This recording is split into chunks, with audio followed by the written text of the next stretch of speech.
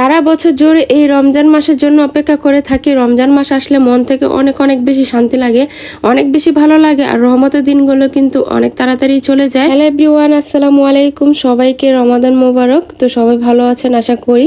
রমজানে সবাই ভালো থাকুন, সুস্থ থাকুন, এই দোয়াই করি। আপনাদের দোয়াতে আলহামদুলিল্লাহ আমরাও ভালো আছি। রমজান মাস আসলে কিন্তু সবাই এই ছোলার বুটগুলো খায়, খেতে কিন্তু অনেক বেশি মজা। তবে এটা আমরা মুড়ি ভর্তা দিয়ে খাই, মানে খেতে অনেক বেশি ভালো লাগে মুড়ি ভর্তা দিয়ে মেখে খেতে। ছোলার বুট যেহেতু প্রতিদিনে খাওয়া হয় আমাদের, তার জন্য বেশি করে নিয়ে আসছিল। আর এদিকে কিছু অ্যাঙ্কার ডালও ছিল, তো এগুলো আমি একটু গুছিয়ে রাখতেছিলাম আর কি। তারপর মিঠাও আনছিল আর ভুসি আনছিল। যেহেতু প্রতিদিনই শরবত খাওয়া হবে তার জন্য মিঠাও নিয়ে আসছিল আর ভুসিও নিয়ে আসছিল। আর মিঠাই দিয়ে শরবত খেতে কিন্তু অনেক বেশি ভালো লাগে। মিঠাইগুলো যেহেতু বড় সাইজের ছিল তার জন্য আমি একটু ছোট ছোট করে ভেঙে রাখতেছিলাম। আর ছোট ছোট করে ভেঙে রাখলে একটা সুবিধা হবে, মানে প্রতিদিন যেহেতু ভিজাবো তার জন্য এক টুকরা করে নিয়ে ভিজিয়ে রাখলে হয়ে যাবে। প্রতিদিন আর কি ভাঙাভাঙির ঝামেলা থাকবে না। আর রমজান মাসে কিন্তু আসরের পর থেকে সময়গুলো খুব তাড়াতাড়ি চলে যায়, কাজ কাম করতে একটু লেট হয়ে যায়।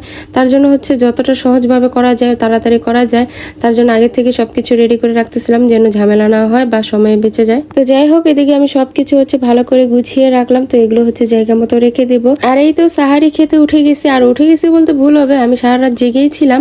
একবারই সাহারি খেয়ে ঘুমাই। তাছাড়া আগে ঘুমাইলে সাহারির সময় উঠতে অনেক বেশি অলসতা কাজ করে, তুমি ইচ্ছা করে না ঘুম থেকে উঠতে। আর আমরা যেহেতু একটু দেরি করেই ঘুমাই, রাত 1টা 2টার বেশিও বেজে যায় ঘুমাতে, তাই সাহারি খেয়েই আমি ঘুমাই। আর আমার জামা অনেক বেশি চিল্লায়, আমি যেহেতু সারা রাত ঘুমাই না তার জন্য। আর সাহারির জন্য এদিকে নিয়ে নিয়েছিলাম দুধ, খেজুর, কিশমিশ। যেহেতু সাহারির সময় আমাদের দুজনেরই ভাত খেতে ইচ্ছা হয় না, তার জন্য এই হেলদি খাবারগুলোই নিয়ে নিছি। তো এগুলো তো এমনিতে স্বাস্থ্যের জন্য অনেক বেশি উপকারী। তো এগুলো খেলে কিন্তু অনেক বেশি এনার্জি পাওয়া যায়।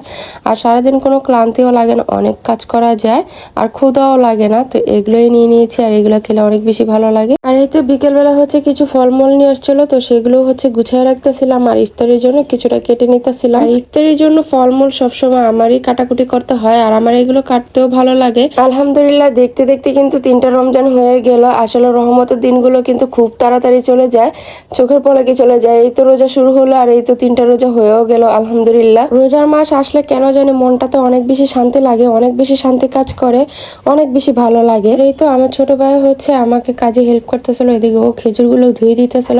তো যাই হোক, এদিকে সব ফলমূল কেটে নিলাম। তারপর এদিকে পেঁয়াজ কাঁচামরিচ কেটে নিতেছিলাম মুড়ি ভর্তার জন্য। আর ইফতারিতে প্রতিদিনই মুড়ি ভর্তা খাওয়া হয়। আর ইফতারিতে যতই ফলমূল খাই না কেন, ভাজা পোড়া না হলে একদমই জমে না। সারাদিন রোজা রেখে ইফতারির সময় একটু ঝাল ঝাল ভাজা পোড়া খেতে কিন্তু অনেক বেশি ভালো লাগে। আর এই তো সবকিছু নিয়ে বসে পড়ছি ইফতারি করতে। তো ইফতারিতে সব থেকে বেশি ভালো লাগে যে জিনিসটা খেতে, সেটা মাঠা। ঠান্ডা ঠান্ডা মাঠা খেতে কিন্তু অনেক বেশি ভালো লাগে, আমার তো অনেক বেশি পছন্দের। আর এই তো রমজানের চাপটাও কিন্তু অনেক বেশি সুন্দর উঠছিল, দেখতে অনেক বেশি ভালো লাগতেছিল। তো আজকের মতো এদিকে বিদায় নিচ্ছি, দেখা হবে নতুন ভিডিওতে। সবাই ভালো থাকবেন, সবাইকেই জানাই রমাদান মোবারক। আল্লাহ হাফেজ, বাই বাই।